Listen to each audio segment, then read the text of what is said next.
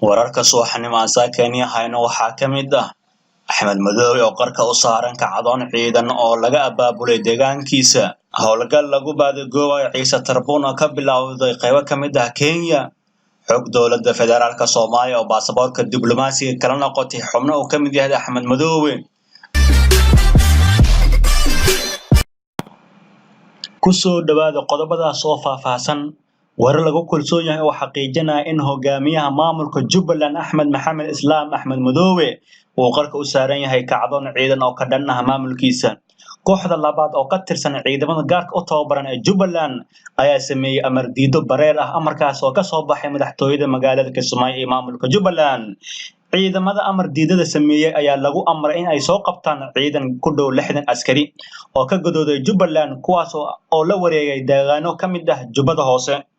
Sidoo kale waxaa jira warar sheegaya in dowladda Soomaaliya ay dhex gashay ciidamada Jubbaland isla markaana laga cabsi qabo in maamulkaas uu wajaho kacdoon ciidan oo talada lagu qaaday Axmed Madoobe. Lama oga sida uu xalka ku dambeyn doono hase yeeshee waxaa taagan walaac laga qabo kacdoon ciidan oo ka bilowda Kismaayo iyo deegaano kale. Dowladda Soomaaliya ayaa dagaal toos ah iyo mid xeeleysan ku haysa Axmed Madoobe si ay ugu tuurto talada awoodda maamulka Jubbaland ugana bedesho qof ayaga taageersan. Howlgal lagu baadagoobayo Ciise Tarbuun oo ka bilowday qaybo ka mid ah Kenya. Qaybo ka mid ah dalka Kenya ayaa waxaa ka bilowday howlgal culus oo lagu baadagoobayo Ciise Tarbuun oo ahaa madaxii amniyaadka Al-Shabaab kaasoo laga sii daayay xabsi ku yaala magaalada Muqdisho. Iyadoo ay dowladda Soomaaliya sheegtay inuu yahay muwaadin Soomaaliyeed oo dhameystay xukunkiisa.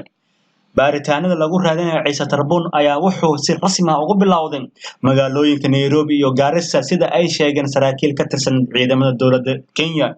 Waxaa baaritaan lagu raadinayaa Ciise Tarbuun laga bilaabo wadada isku xirta Garissa iyo Nairobi waxaana mid loo baarayaa gawaarida halkaas isticmaalayso. Dowladda Kenya ayaa shaacisay in dalkeedu uu 24 bishan soo galay Cabdiwaaxid Khaliif Cabdi oo loo yaqaan Ciise Tarbuun kaasi oo dowladda Soomaaliya ay hore u sheegtay inuu ahaa madaxii amniyaadka kooxda Al-Shabaab ee Muqdisho. Dowladda Soomaaliya ayaa baasaboorka diblomaasiga kala noqotay mas'uuliyiin ka tirsan maamulka Jubbaland. Mas'uuliyiinta ay dowladda ka kansashay ee Jubbaland ayaa waxaa ku jiro wasiiro, xildhibaano iyo xubno kale oo u dhow Axmed Madoobe. Tirada ay xubnaha baasaboorka kala noqotay ayaa lagu waramay in ay tahay 8 mas'uul. Wararka qaar ayaa sheegaya xubnaha ay dowladda baasaboorka baabi'isay uu ka mid ahaa madaxweynaha Jubbaland Axmed Maxamed Islaam.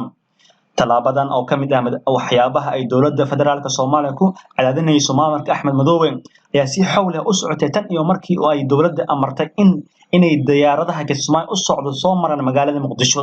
Xiriirka dowladda dhexe iyo maamulka Jubbaland ayaa xumaaday kadib markii uu Axmed Madoobe magaalada Kismaayo ku qabtay doorasho aysan raali ka ahayn dowladda dhexe ee Soomaaliya.